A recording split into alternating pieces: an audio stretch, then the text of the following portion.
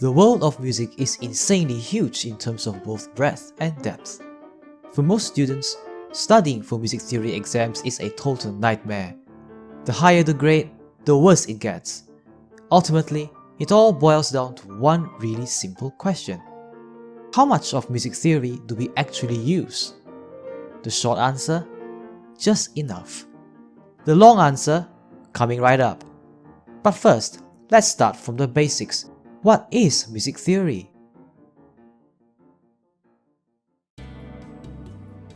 On your screen, you'll see two geometries.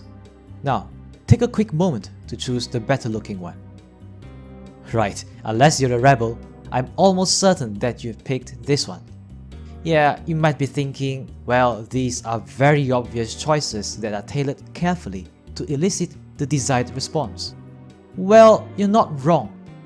You see, what I've shown you through the shapes was a representation of music, and what went on in the back of your head while making the decision was a representation of music theory.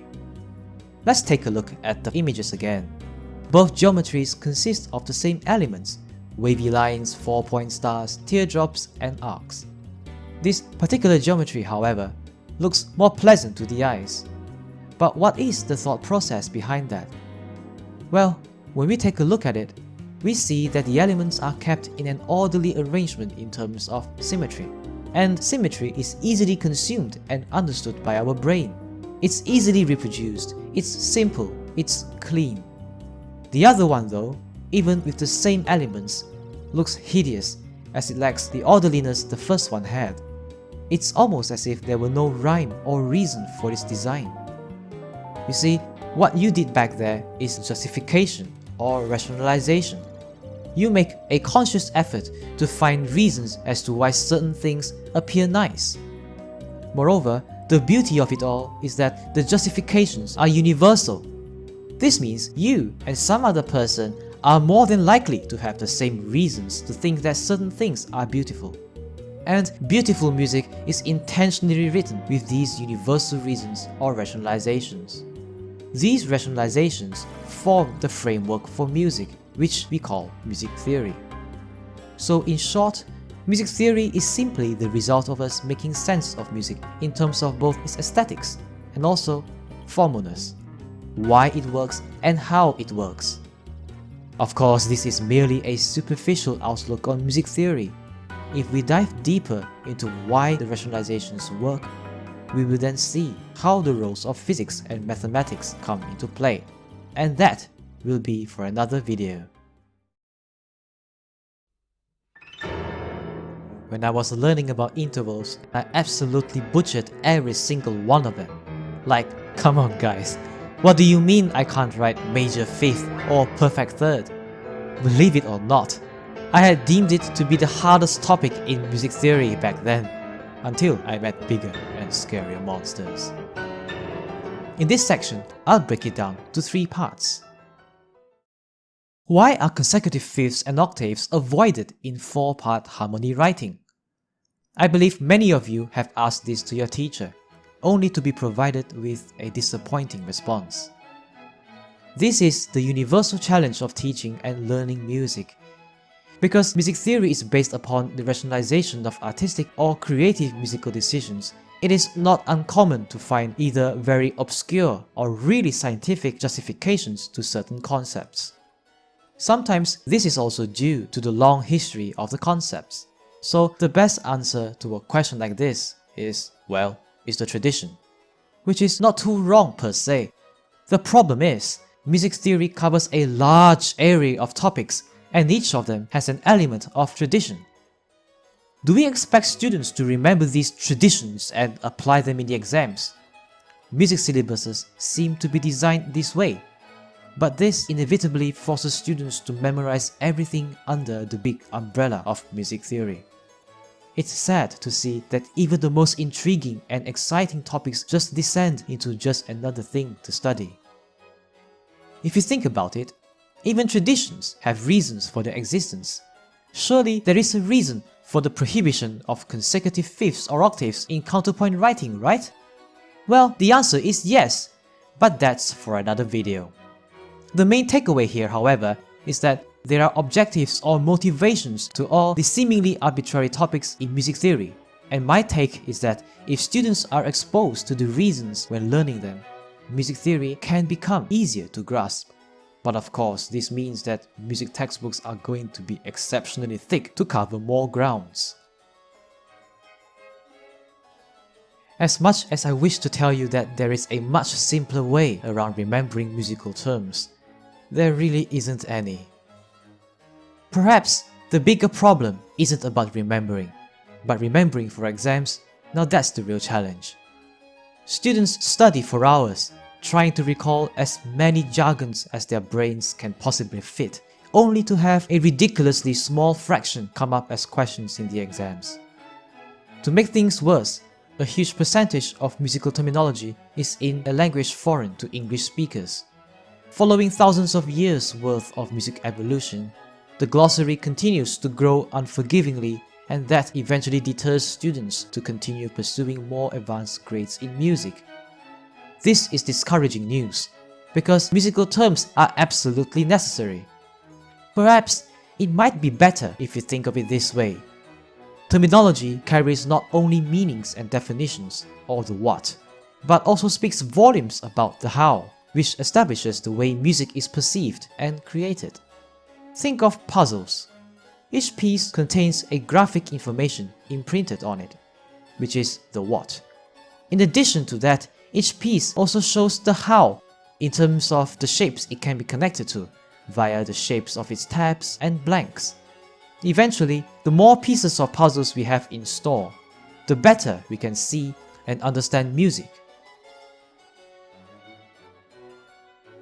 There comes a point in the process of learning music theory where we ask ourselves how much of it is going to be used in my music writing anyway. Music theory is the formalization of our strive for pleasant sounds, which is a combination of years and years worth of development and experimentation in the world of music.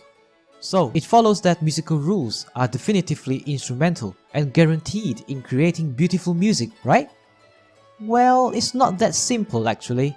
While music rules facilitate the pursuit for euphony, an excess of which causes infertility. As rules evoke order, order prohibits innovation because everyone ends up having to do the same thing. Different pieces start to sound the same. The sheets begin to look the same. Heck, even the hairs eventually become identical. While learning music theory keeps you on the right track in writing music, not knowing, or rather ignoring music theory sometimes gives rise to the most unexplainable yet pleasant surprises. Take a look at the Beatles.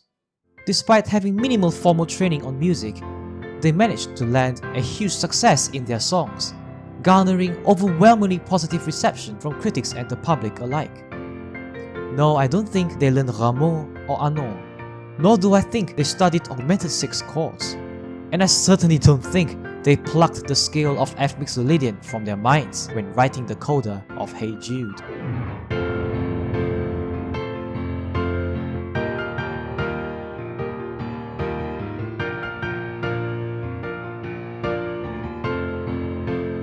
I mean, sometimes unexpectedly good stuff can be written even when we don't know the rules.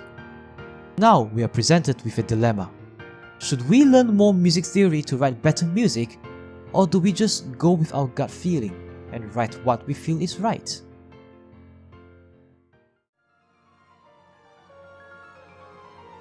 Just like how every musical term is a puzzle piece, every concept in music theory is just a higher form of that puzzle piece that constitutes the grand scheme of music. Rather than focusing on completing the whole picture, we should be investing our time and passion in completing a segment that best represents our strengths and interests. If you love writing jazz, complete the jazz portion of the puzzle. If your EDM compositions are enjoyed by your listeners, find all the EDM-related puzzle pieces. The more pieces you collect and connect for a specifically chosen segment, the more competent you get in the area of your chosen expertise, with connecting being the key action. And that, in my opinion, is how deep we should get with music theory. We choose our focus, decide the level of proficiency we wish to acquire for it, and give little to no attention to all other concepts that may rob you of your enthusiasm.